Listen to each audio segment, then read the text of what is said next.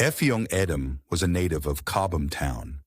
He had a very fine daughter whose name was Aphiong.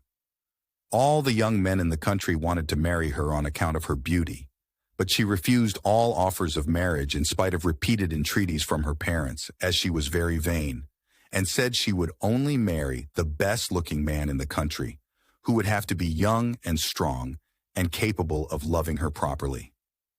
Most of the men her parents wanted her to marry, although they were rich, were old men and ugly, so the girl continued to disobey her parents, at which they were very much grieved.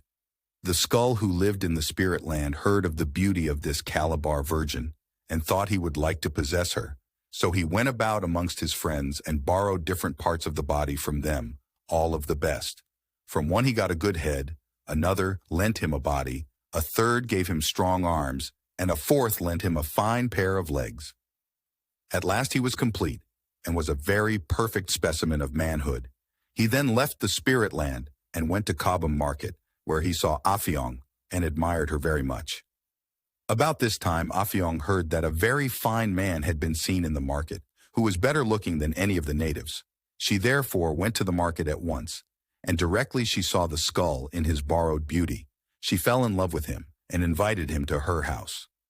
The Skull was delighted and went home with her, and on his arrival was introduced by the girl to her parents, and immediately asked their consent to marry their daughter. At first they refused, as they did not wish her to marry a stranger, but at last they agreed. He lived with Aphiong for 2 days in her parents' house, and then said he wished to take his wife back to his country, which was far off. To this the girl readily agreed, as he was such a fine man, but her parents tried to persuade her not to go.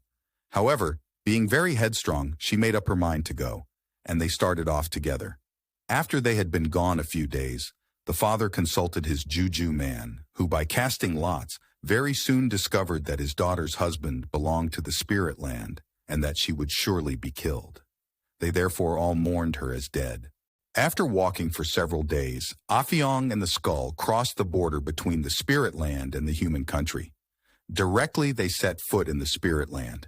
First of all, one man came to the Skull and demanded his legs, then another his head, and the next his body, and so on, until, in a few minutes, the Skull was left by itself in all its natural ugliness.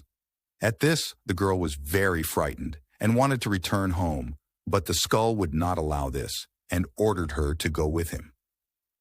When they arrived at the Skull's house, they found his mother, who was a very old woman, quite incapable of doing any work, who could only creep about. Aphiong tried her best to help her, and cooked her food, and brought water and firewood for the old woman. The old creature was very grateful for these attentions, and soon became quite fond of Aphiong. One day, the old woman told Aphiong that she was very sorry for her, but all the people in the spirit land were cannibals, and when they heard there was a human being in their country, they would come down and kill her and eat her.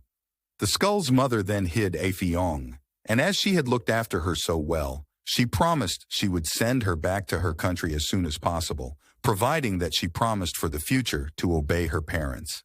This Aphiong readily consented to do. Then the old woman sent for the spider, who was a very clever hairdresser, and made him dress Aphiong's hair in the latest fashion.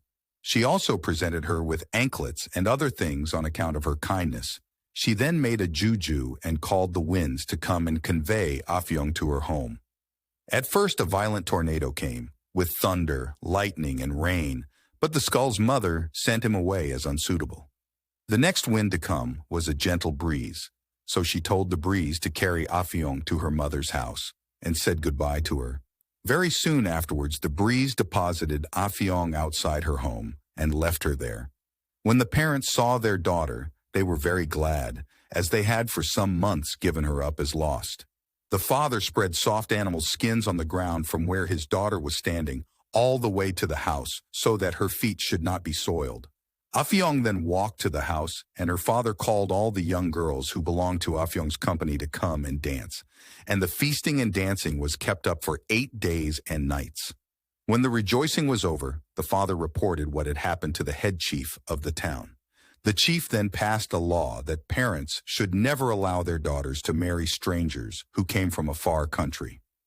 Then the father told his daughter to marry a friend of his, and she willingly consented and lived with him for many years and had many children.